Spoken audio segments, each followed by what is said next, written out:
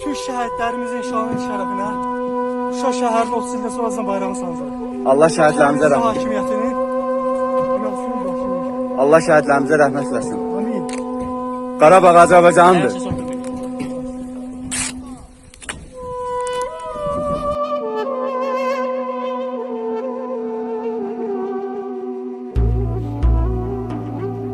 Yaşasın Ali Başkomanda. Azerbaycan,